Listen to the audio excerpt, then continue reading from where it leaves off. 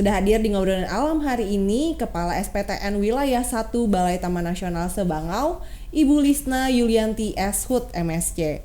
Terima kasih telah hadir di Ngobrolan Alam hari ini. Apa kabar Ibu Lisna? Baik, terima kasih telah mengundang.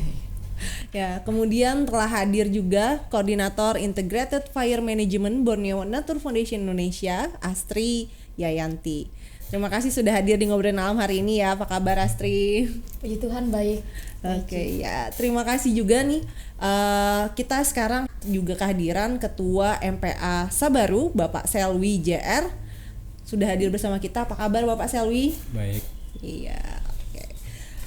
Bersama MPA, lindungi gambut kita. Langsung saja saya ingin memulai dari Ibu Lisna dulu nih untuk pembahasan kita yang sekarang gitu. Kita sudah tahu nih pada ngobrol yang sebelumnya bahwa TN Sebangau ini memiliki luas wilayah sekitar 568.000 hektar ya Bu ya, dan menjadi rumah bagi lebih dari 6.000 individu orang utan. Nah, tapi Taman Nasional Sebangau juga tidak luput ya dari berbagai macam ancaman bagi keanekaragaman hayati yang ada di dalamnya. Salah satunya adalah kebakaran hutan gitu. Sekarang kita mau dengar nih, ceritakan sedikit nih Bu Lisna. Apa sih kejadian bagaimana kejadian kebakaran pada tahun 2015 dan 2019 lalu yang berdampak ke TN Sebangau sendiri gitu. Oke, baik. Jadi peristiwa kebakaran yang cukup hebat di Taman Nasional Sebangau itu terjadi pada tahun 2015 dan juga tahun 2019. Hal ini dikarenakan karena aktivitas manusia yang masih membuka lahan dengan cara membakar, ditambah dengan adanya efek dari El Nino itu sendiri. El Nino itu artinya kemarau panjang yang mengakibatkan awal musim hujan itu menjadi mundur. Oleh sebab itu kebakaran tentunya menjadi lebih parah karena musim kemaraunya menjadi lebih panjang seperti itu. Pada tahun 2015 itu data menunjukkan bahwa terdapat 126 hotspot di dalam kawasan Taman Nasional Sebangau. Dan untuk luasan terjadinya kebakaran itu adalah seluas kurang lebih 47.000 hektar. Itu untuk luasan yang terbakar. Saat itu memang Provinsi Kalimantan Tengah dilanda kebakaran yang sangat hebat. Oleh karena itu Presiden Jokowi menetapkan Provinsi Kalimantan Tengah sebagai salah satu provinsi yang darurat asap pada tahun 2015. Begitu. Lalu kemudian pada tahun 2019 berulang lagi terjadi juga kebakaran yang cukup hebat. Tetapi jika dilihat dari luasan terbakar itu tidak seluas pada tahun 2015. Tetapi jika dilihat dari jumlah hotspot itu jauh lebih banyak dibandingkan tahun 2015. Jadi perbandingannya kalau untuk tahun 2015 itu ada 126 hotspot, tahun 2019 itu ada 211 hotspot. Tetapi luasan yang terbakar itu jauh lebih kecil. Di tahun 2019 itu luasan terbakarnya adalah 1.900 hektar. Jadi tahun 2015 itu 24 kali lipat luasan terbakar dibandingkan tahun 2019, padahal hotspotnya itu lebih banyak tahun 2019 seperti itu. Oke, ini informasi menarik gitu ya. Ada perbedaan angka hotspot dan juga luasan wilayah yang terbakar gitu. Anehnya gitu ya. 2015 hotspotnya lebih kecil tapi luasan wilayahnya lebih besar. Dan sedangkan di 2019 hotspotnya lebih banyak, luasan wilayah yang terbakarnya lebih sedikit gitu ya. Ini kira-kira bisa, apakah sudah diketahui gitu kenapa ya bisa hal seperti itu bisa terjadi gitu Bu Lisna? Ya, jadi yang pertama tentunya kegiatan pengendalian kebakaran hutan itu dapat berjalan lebih optimal, baik dari sisi pencegahan lalu kemudian penanggulangan. Kita sebelumnya mungkin sudah dipaparkan ya bahwa kita upaya untuk pemulihan habitat melalui kegiatan rewetting atau kegiatan pembasahan. Otomatis kegiatan ini akan membuat gambut itu menjadi lebih lembab. Kalau gambut lembab, dia akan sulit untuk terbakar seperti itu. Dan juga pada tahun 2019 ini peran serta dari berbagai macam stakeholder, baik itu dari pemerintah daerah, lalu juga mitra dan juga masyarakat sekitar itu berpartisipasi aktif dalam menangani kebakaran hutan di Taman Nasional Sebangau seperti itu. Oke, jadi kita bisa mungkin ambil sedikit kesimpulan gitu ya Bu ya. Kalau pasca kebakaran 2015, kondisi gambut di Taman Sebangau sendiri itu sudah sedikit pulih meskipun titik hotspotnya banyak, dan juga kesiapsiagaan tim gitu ya di dalam kawasan TN Sebangau untuk mengatasi kebakaran lahan ini ya, kebakaran hutan ya, kebakaran hutan di TN Sebangau. Meskipun jumlah hotspotnya banyak, tapi sudah lebih sigap untuk mengatasi masalah ini dibandingkan di 2015. Ya, betul sekali. Kurang lebih mungkin seperti itu ya Bu ya. Berarti kita bisa mulai masuk nih sedikit gitu ya tentang upaya untuk mengatasi masalah ini. Kita beralih dulu ke Astri gini.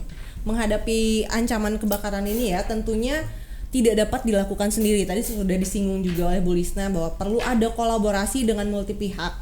Karena itu BNF juga ikut berkontribusi nih untuk perlindungan hutan rawa gambut yang ada di kawasan TN Sebangau ini. Astri bisa ceritakan gak nih apa sih perannya BNF gitu untuk ikut serta melindungi kawasan TN Sebangau ini? Ya, terima kasih Mbak Eci untuk pertanyaannya. Peran serta BNF untuk melindungi kawasan hutan Taman Nasional Sebangau saat ini yang utama kami lakukan adalah melakukan sosialisasi kepada masyarakat sekaligus melakukan pembentukan masyarakat peduli api seperti itu. Oke. Cukup singkat dan padat dan jelas ya. Jadi memang untuk pembentukan masyarakat peduli api gitu. Itu yang didorong oleh BNF. Ini berarti beralih lagi nih ke Bu Lisna gitu. Jadi nih upaya apa saja sih yang sebenarnya sudah dilakukan gitu ya? Tadi sudah singgung juga tentang bermitra dengan berbagai pihak gitu untuk mengatasi permasalahan kebakaran ini. Boleh diceritakan dari sisi TN Sebangau apa saja yang sudah dilakukan? Ya, kalau untuk kegiatan pengendalian kebakaran tentunya itu ada beberapa bagian. Yang pertama adalah kegiatan pencegahan. Kegiatan pencegahan itu adalah salah satunya adalah dengan kita melakukan patroli pencegahan kebakaran. Nah, kegiatan patroli pencegahan kebakaran itu kita melibatkan MPA, masyarakat sekitar, kita ajak berpatroli ke dalam kawasan Taman Nasional Sebangau. Jika ada titik api, kemudian segera dilaporkan seperti itu. Lalu ada juga namanya kegiatan penanggulangan. Penanggulangan itu jika kita dapat laporan hotspot, lalu kemudian kita lakukan ground check lapangan. Apabila memang hotspot itu merupakan fire spot atau kebakaran yang real terjadi, lalu kemudian dilakukan kegiatan pemadaman darat maupun pemadaman lewat udara atau waterbombing. Tahun 2019 makanya tadi kita sampaikan bahwa terjalin kolaborasi yang sangat baik. Tahun 2019 kita banyak disupport oleh tim Satgas Karhutla Provinsi Kalimantan Tengah, selain oleh mitra dan juga oleh masyarakat. Jadi tercatat 35 kali waterbombing di kawasan Taman Nasional Sebangau. Lalu kemudian ada yang namanya kegiatan penanganan pasca kebakaran. Itu kita menghitung berapa luasan kebakaran. Makanya tadi tersaji data 2015 luasannya sekian, 2019 luasannya 1.900 hektar seperti itu. Dan juga untuk penanganan kita juga lakukan namanya penegakan hukum, yakni antara KLHK dan juga Polri seperti itu. Dan untuk MPA-nya kita terdapat 9 MPA, 4 diantaranya itu kita berkolaborasi dengan BNF seperti itu. Oke, jadi saat ini sudah ada 9 MPA yang dibentuk oleh BTNS dan 4 diantaranya itu yang bermitra dengan BNF Indonesia ya gitu. Nah, karena sudah disinggung jumlah gitu kan ke Mbak Astri nih, berarti sampai saat ini sudah berapa banyak MPA yang didorong oleh BNF untuk terbentuk gitu? Jumlah MPA yang sudah kita bentuk dari pertama di tahun 2016 sampai saat ini berjumlah 8 dan 1 tim patroli LHG gitu. Dan 4 diantaranya seperti yang Ibu Lisna katakan tadi mitra dengan BTNS. Oke, jadi ada 8 MPA yang didorong oleh BNF di sekitar kawasan Taman Nasional Sebangau juga ya. Dan 4-nya bermitra dengan BTNS gitu. Nah ini mungkin nggak tahu nih siapa yang bisa jawab gitu ya. Nah nama MPA-nya ini ada di kelurahan mana aja nih 4 yang berkolaborasi ini? Ada di SPTN 1 dan SPTN 2, ada 2 di SPTN 1 dan 2 di SPTN 2. Yang di SPTN 1 ada di Kelurahan Habaring Hurung dan Kelurahan Marang. Kemudian di SPTN 2-nya ada di Sebangah dan Paduran. Oke. Sudah ada di 4 wilayah ya. Itu berarti bukan kelurahan ya nyebutnya, atau berdasarkan apa itu? Kalau untuk di kota kelurahan, tapi kalau untuk di kabupaten desa. Oh, yang di desanya ya. Oke. Karena sudah tersinggung sedikit tentang MPA, kita di sini kan nggak bisa lepas gitu ya dari peran serta masyarakat. Ada kehadiran Bapak Selwi nih, Ketua MPA Sabaru yang sudah cukup lama juga mungkin ya, sudah bersama MPA dan sudah merasakan bagaimana perjuangan melindungi kawasan Taman Nasional Sebangau, tapi juga mungkin gak cuma Taman Nasional Sebangau ya Pak ya, tapi juga kawasan lain nih. Pak Selwi bisa diceritakan gak sih kenapa gitu memutuskan akhirnya mau bergabung dengan MPA, karena kita tahu pasti tantangannya untuk berhadapan langsung dengan api itu pasti luar biasa sekali. Itu bisa diceritakan gak sih Pak Selwi kenapa memutuskan bergabung dengan MPA ini? Baik, terima kasih Bu. Kami memutuskan bergabung dengan MPA sejak dibentuknya MPA 2016.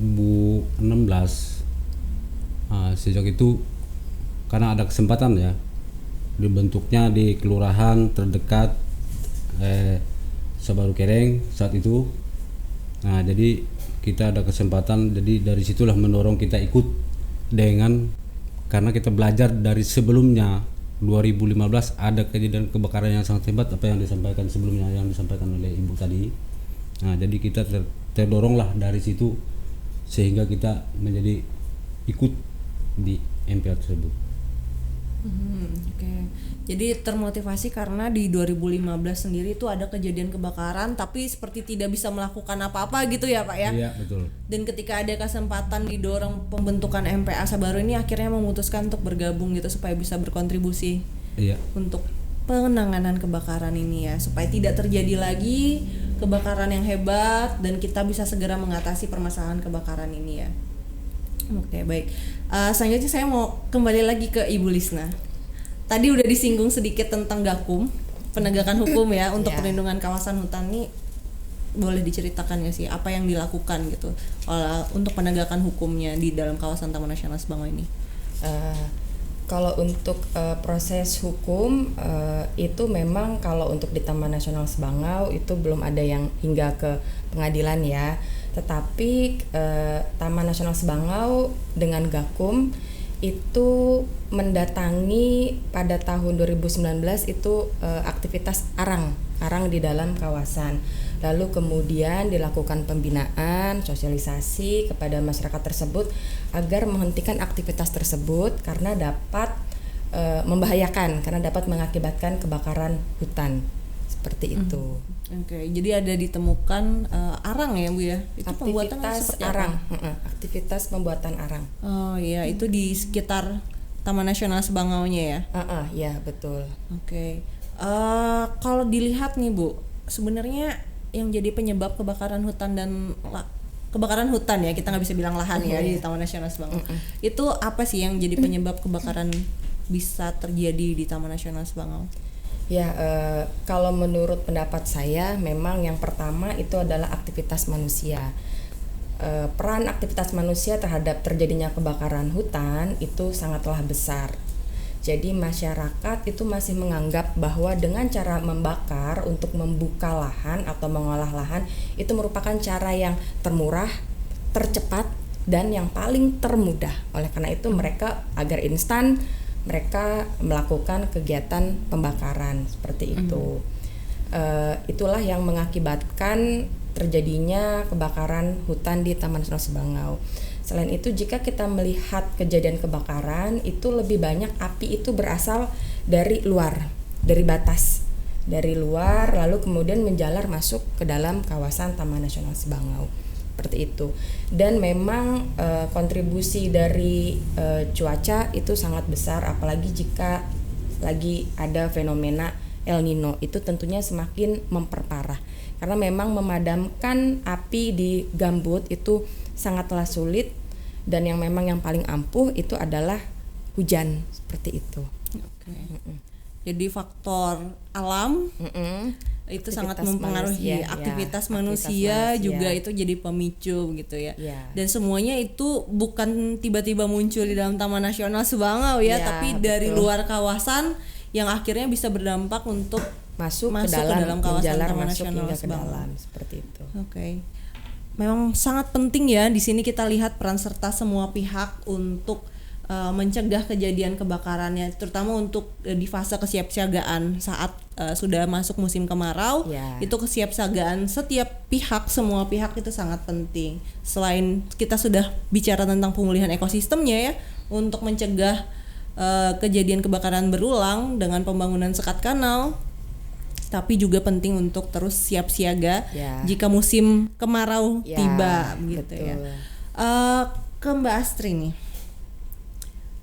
pelatihan apa aja sih sebenarnya yang sudah dilakukan yang sudah dilakukan oleh BNF Indonesia untuk memperkuat tim MPA yang sudah dibentuk gitu? Ya, Mbak Eci, pelatihan yang sudah dilakukan oleh BNF untuk masyarakat MPA yang saat ini yang sudah kita lakukan adalah melakukan pelatihan dasar kepada masyarakat untuk pencegahan karhutla, baik itu melalui cara manual maupun menggunakan peralatan mesin pemadaman MPA gitu, mesin pemadaman kebakaran.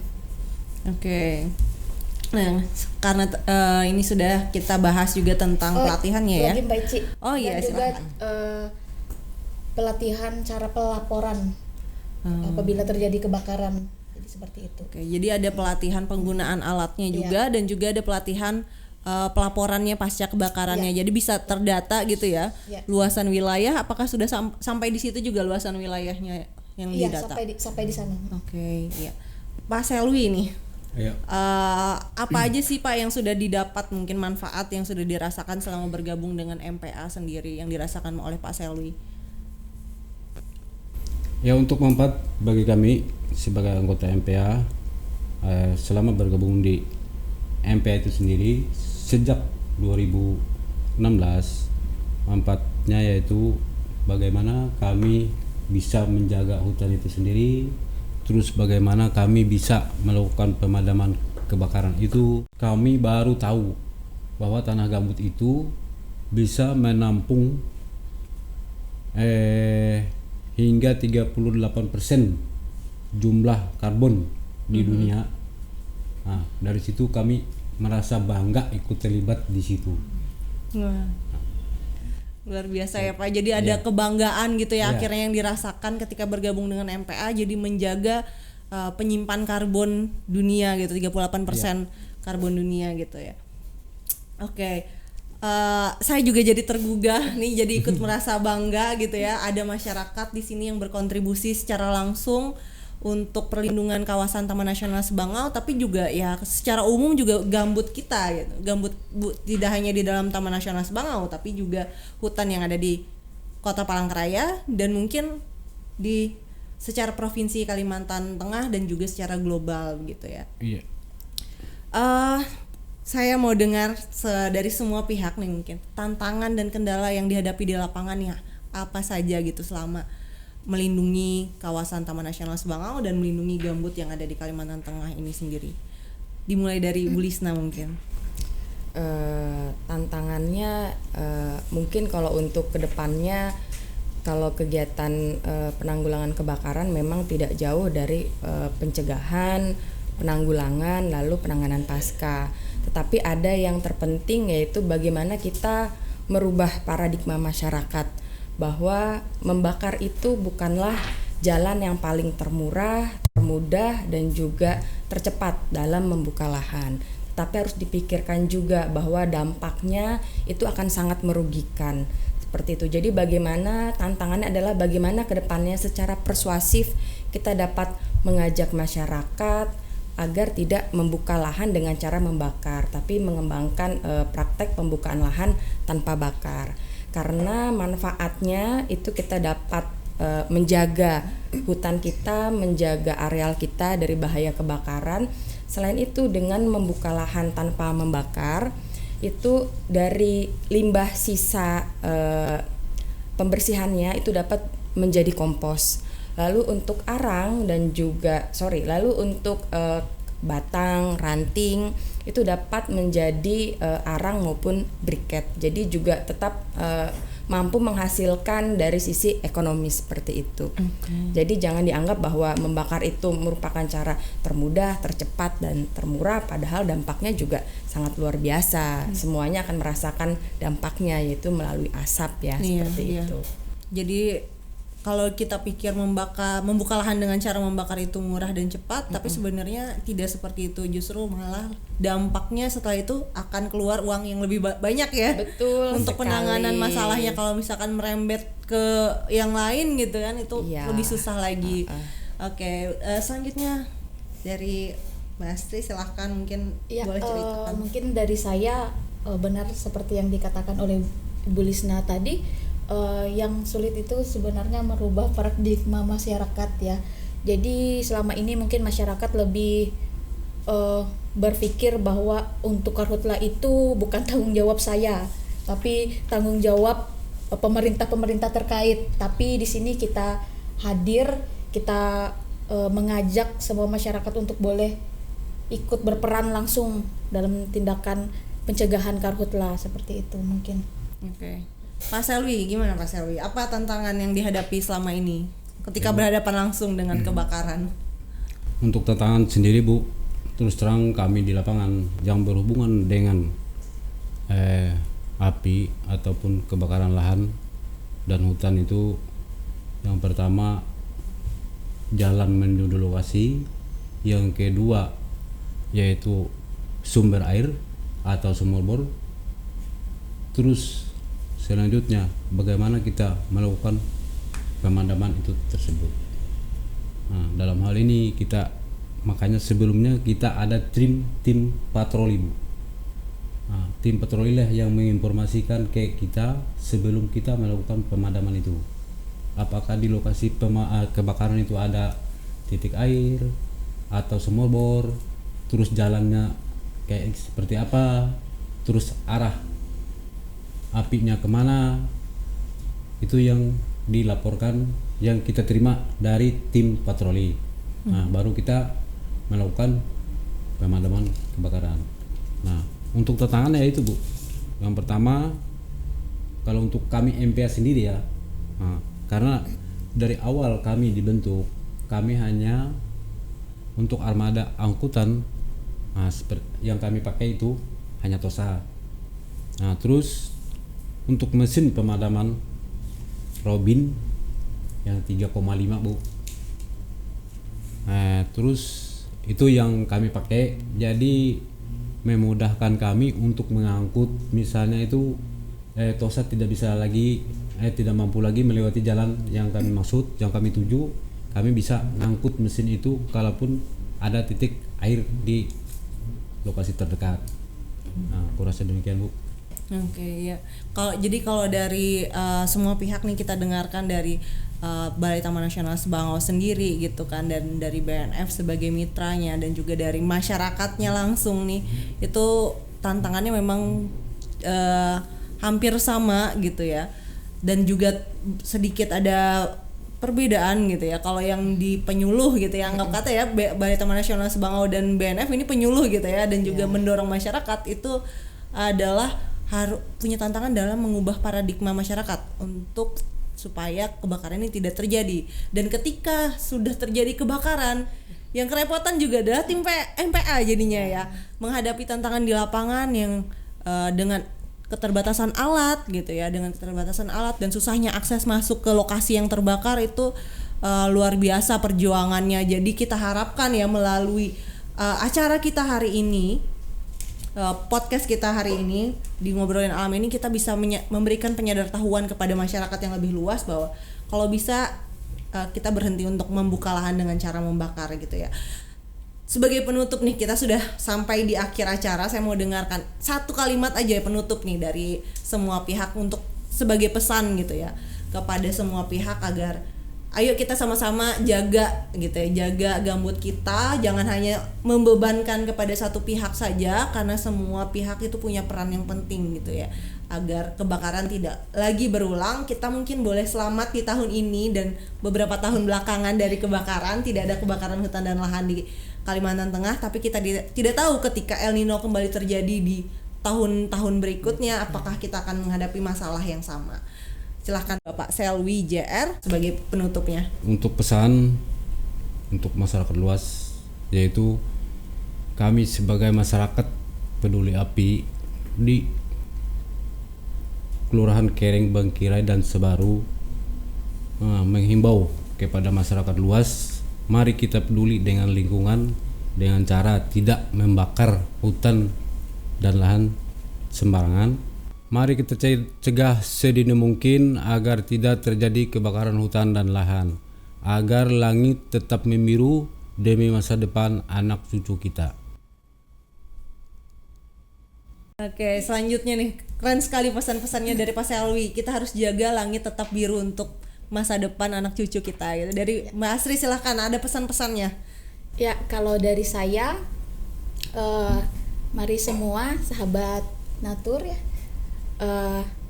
untuk melakukan pencegahan pengendalian kebakaran hutan dan lahan bukan hanya tugas dari pemerintah pusat, pemerintah daerah, TNI atau Polri, tapi semua kita masyarakat semua mari ikut terlibat dalam penanganan karhutla. Kita semangat, dan kalau bisa saya ambil bahasa Dayak, amun dia itah ewe hindai leu menjaga hutan dan lahan itah. Mantap. Bahasa Dayaknya udah keluar nih benar-benar dari jiwa masyarakat Dayak sendiri menyuarakan untuk menjaga alam. Nah, terakhir dari Bu Lisna sebagai penutupnya, apa pesannya? Mari kita bersama menjaga gambut kita untuk generasi penerus bangsa. Oke. Ya, saya tutup semuanya. Terima kasih kehadiran Pak Selwi, Astri dan juga Ibu Lisna. Saya ambil kesimpulan untuk ngobrol hari ini, kerjasama multi pihak adalah kunci untuk menjaga hutan tetap lestari. Jadikan kebersamaan kita semua, kerjasama semua pihak sebagai kunci keberhasilan kita menjaga langit tetap biru untuk masa depan anak cucu kita. Sobat Natura, pastikan kamu sudah subscribe YouTube channelnya BNF dan nyalakan loncengnya supaya kamu tetap terupdate dengan informasi terkini mengenai isu-isu lingkungan. Dan jangan lupa untuk komen, like, dan share kalau kamu suka konten ini. Saya Desi Natalia, pamit undur diri. Sampai jumpa di Ngobrolin Alam, tetap jaga alam.